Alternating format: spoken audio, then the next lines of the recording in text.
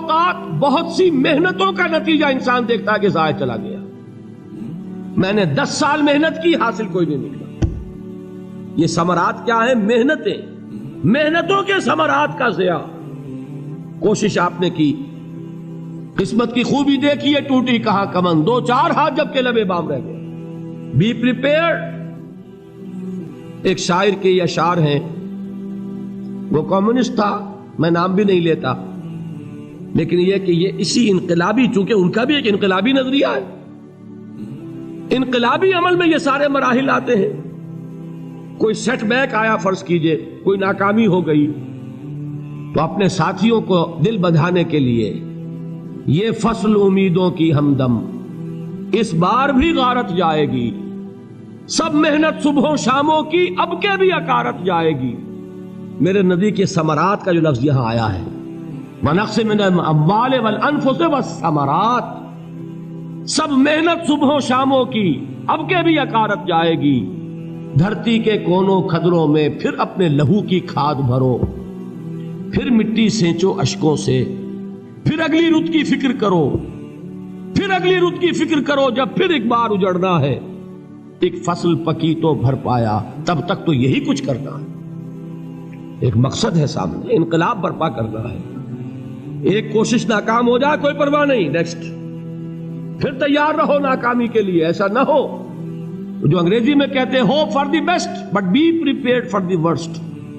ایسا نہ ہو کہ دوسری مرتبہ ناکام ہو کے بددل ہو جاؤ، تمہاری ہمتیں جواب دے جائیں. نہیں، پہلے سے تیار رہو کہ دوسری مرتبہ بھی ناکامی آئے تو آئے، لیکن جب تک کہ کامیابی حاصل نہیں ہوتی ہمیں یہ کام کیے چلے جائیں. دیکھیے سیرت میں آیا کہ نہیں یہ واقعہ. بدر میں مسلمانوں کو فتح ہوئی تو احد میں زک پہنچی کہ نہیں؟ 70 صحابہ شہید ہوئے کہ نہیں؟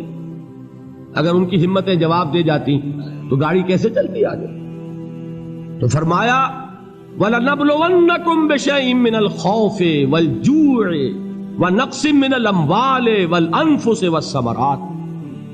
ہم تمہیں لازم آزمائیں گے، خوف کی کیفیت سے، فقر و فاقے کی کیفیت سے، بھوک سے، جان کے نقصان سے، مال کے نقصان سے، محنتوں کے حاصل کے ضائع ہو جانے سے. وَبَشِّرِ الصَّابِرِينَ، اور اے نبی بشارت دیجئے صبر کرنے والوں کو. الَّذِينَ إِذَا أَصَابَتْهُمْ مُصِيبَةٌ، وہ کہ جب ان پر کوئی تکلیف آئے، کوئی مصیبت آئے، کوئی آزمائش آئے، قالوا انا للہ وانا الیہ راجعون، وہ یہ کہیں کہ ہم اللہ ہی کے ہیں، اللہ ہی کی طرف لوٹ جانا ہے. یہ وہی انداز ہے جو میں نے فارسی کا شعر سنایا تھا آپ کو کہ سرے تسلیم خم ہے جو مزاج یار میں آئے. وہ ہمارا مولا ہے، ہمارا آقا ہے. اگر اسے یہی منظور ہے تو ہمیں بھی یہی منظور ہے. میں نے تسلیم و رضا کی بات کی تھی نا، آپ کو کچھ شعر سنائے تھے. ایک شعر اور سنیے، اور یہ کس کا ہے؟ محمد علی جوہر کا. ایک مرتبہ جیل گئے، ان کی ایک بیٹی جوان بیمار ہوئی، فوت ہو گئی. باہر چھوڑا انگریز نے، جاؤ بھائی دفن کر دو بیٹی کو. دوسری مرتبہ جیل گئے، دوسری جوان بیٹی اسی مرض میں مبتلا ہوئی. اب یہ جیل میں ہے، خبر پہنچی کہ دوسری بیٹی کے اوپر بھی اسی مرض کا حملہ ہوا ہے. ایک نظم لکھی ہے جس کا آخری شعر یہ ہے، تیری صحت ہمیں منظور ہے لیکن اس کو نہیں منظور تو پھر ہم کو بھی منظور نہیں. یہ ہے، جب تک یہ کیفیت نہ ہو اس میدان میں آدمی ثابت قدم نہیں رہ سکتا کہ میرے رب کو اگر یہ منظور ہے تو یہی مجھے منظور ہے، اور تیری صحت ہمیں چاہیے تو ضرور، لیکن ہمارے رب کو منظور نہیں تو ہمیں بھی منظور. راضی برضائے رب. وَبَشِّرِ الصَّابِرِينَ الَّذِينَ إِذَا أَصَابَتْهُمْ مُصِيبَةٌ قَالُوا إِنَّا لِلَّهِ وَإِنَّا إِلَيْهِ رَاجِعُونَ. نہ شود نصیب دشمن کے شود ہلاک تیغت، سرے دوستہ سلامت کے تو خنجر آسمان. اولئک علیہم صلوات من ربہم ورحمہ، یہی ہے وہ لوگ جن پر ان کے رب کی طرف سے عنایتیں ہیں اور رحمتیں ہیں. وَأُولَٰئِكَ هُمُ الْمُهْتَدُونَ، اور یہی ہے وہ لوگ جو کامیاب ہونے والے ہیں، ہدایت پانے والے، ہدایت یافتہ. اسی سورہ بقرہ میں ذرا آگے چل کر، یہ تو ہے 20واں رکوع، 19واں رکوع 21ویں رکوع کی پہلی آیت ہے لیس البر ان تولوا وجوہکم قبل المشرق والمغرب ولکن البر من آمن باللہ والیوم الآخر والملائکۃ والکتاب والنبیین وآتى المال على حبه ذوي القربى واليتامى والمساكين وابن السبيل والسائلين وفي الرقاب وأقام الصلاة وآتى الزكاة والموفون بعهدهم إذا عاهدوا والصابرين في البأساء والضراء وحين البأس۔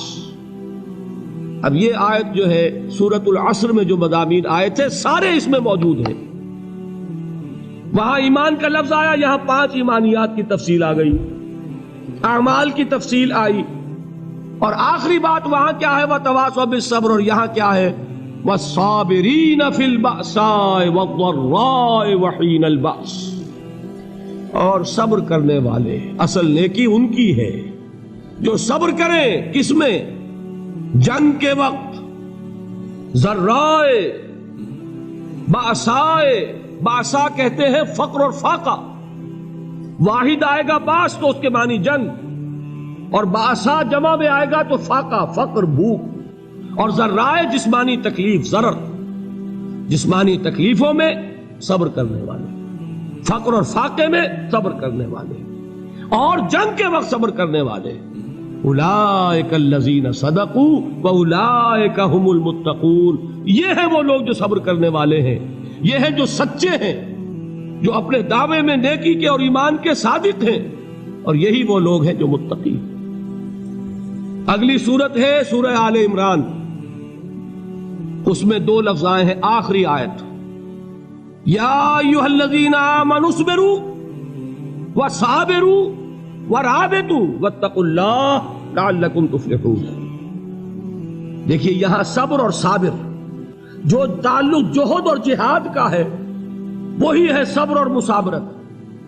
صبر ایک طرفہ عمل ہے، آپ جھیل رہے ہیں، برداشت کر رہے ہیں، صبر علی المعصیہ، صبر علی الطاعہ، صبر علی الابتلاء، یہ سب کیا ہے؟ صبر۔ اور مصابرت کیا ہے؟ صبر کا صبر سے مقابلہ۔ یہ سورہ آل عمران، اب وقت نہیں ہے میں آپ کو سناتا اللہ تعالیٰ نے کیسے کیسے مسلمانوں سے کہا، مسلمانوں تمہیں زک پہنچی ہے تو انہیں بھی تو پہنچی تھی، ان کے 70 نہیں مارے گئے تھے بدر میں، ان کے حوصلے جو ہیں وہ تو پست نہیں ہوئے، وہ اگلے سال آ گئے تم پر چڑھائی کر کے، تم کیوں اتنا برا مان رہے ہو؟ تمہارے دل اتنے زخمی کیوں ہو گئے؟ تمہیں تکلیف پہنچتی ہے تو انہیں بھی پہنچتی ہے۔ اپنی غیرت جو ہے ہمیں ذرا اس کا جائزہ لینا چاہیے۔ لوگ باطل نظریات کے لیے کتنی قربانیاں دے رہے ہیں، لوگ باطل چیزوں کے فروغ کے لیے کتنی محنتیں کر رہے ہیں، جیسا کہ میں نے ابھی کہا تھا اسی غیرت کو چیلنج کرنے کے لیے، ذرا آپ کی حمیت دینی کو جوش دلانے کے لیے۔ قادیانی نوجوان کتنی تعداد میں اپنے آپ کو دین کے لیے وقف کرتا ہے، اور آپ کتنے نوجوان ہیں جو اپنے آپ کو دین کے لیے وقف کرتے ہیں، اور ہوں وہ کھاتے پیتے گھرانوں کے لوگ۔ یہ نہیں ہے کہ اگر کوئی اور کام نہیں کر سکتا تو پھر یہ ہے کہ وہ دین کے کام میں لگ جائے۔ باصلاحیت لوگ، کھاتے پیتے لوگ، ذہنی استعداد رکھنے والے لوگ، اونچے گھرانوں کے لوگ، وہ وقف کریں اپنے آپ کو دین کے لیے۔ اس کے بغیر کیسے باہر آ جائے گی، کیسے رونق آ جائے گی؟ تو دنیا میں باطل نظریات والے جو ہیں، یہ بات کہی گئی ہے مسلمانوں تم اگر توحید کے لیے لڑ رہے ہو، دیکھتے نہیں ابو جہل کو، اس نے گردن کٹوائی ہے شرک کے لیے، شرک کے لیے گردن کٹوائے، اور تم توحید کے لیے گردن کٹوانے کو تیار نہ ہو۔ اس نے گردن کٹوائی کہ نہیں کٹوائی؟ اور کس طرح کٹوائی ہے؟ کیونکہ بڑا متکبر قسم کا، فرعون قسم کا شخص تھا، جب گردن کاٹنے لگے تو کہتا ہے ذرا نیچے سے کاٹنا، تاکہ جب تم نیزے کے اوپر چڑھاؤ میرے سر کو تو اونچا نظر آئے، معلوم ہو سردار کا سر۔ وہ بدبخت مرتے ہوئے بھی جو اس کی کیفیت تھی نا، اس کو ذہن میں رکھیے۔ تو یہ اس لوگوں نے قربانیاں دی، جانیں دی، تو فرمایا اگر تم ان سے زیادہ قربانی نہیں دو گے، یہ نوٹ کر لیجئے اس کو، مجرد اگر حق کو غالب کرنا اللہ کے ذمے ہو تو آنے واحد میں غالب کر دے گا، تمہیں تکلیف ہی دینے کی ضرورت نہیں۔ سمجھ رہے؟ کیا اللہ کے مقابلے میں کوئی باطل کی طاقت ٹھہر سکتی ہے؟ یہ تمہارے ایمان کا امتحان ہے، یہ تمہارے خلوص کی آزمائش ہے، یہ تمہارے امتحان کا ثبوت درکار ہے کہ اللہ تعالیٰ دیکھنا چاہتا ہے تم اس کے لیے اپنی جانیں قربان کرنے کو تیار ہو کہ نہیں، تم اس کے لیے تن من دھن لگانے کو تیار ہو کہ نہیں۔ اور یہ جان لو کہ اگر کفار اور مشرکین اور ملحدین اور باطل نظریات والے وہ جو کچھ قربانیاں اپنے باطل نظریات کے لیے دے رہے ہیں ان سے زیادہ اگر تم نہیں دو گے تو حق غالب نہیں ہوگا۔ انہوں نے جو صبر کیا ہے اپنے باطل نظریات پر، اگر تم اس سے زیادہ صبر کا ثبوت نہیں دو گے اپنے اس حق پر تو حق غالب نہیں ہوگا۔ اس لیے فرمایا یا ایھا الذین آمنوا اصبروا وصابروا، نہ صرف یہ کہ صبر کرو بلکہ صبر میں اپنے دشمنوں سے آگے نکلو، ان کے صبر سے بڑھ کر صبر کرو۔ ورابطوا، مرابطہ کہتے ہیں چوکس رہنا، ہوشیار، پہرا دو، ایسا نہ ہو کہ دشمن جو ہے غفلت میں تمہارے اوپر کوئی حملہ جو ہے کر بیٹھے۔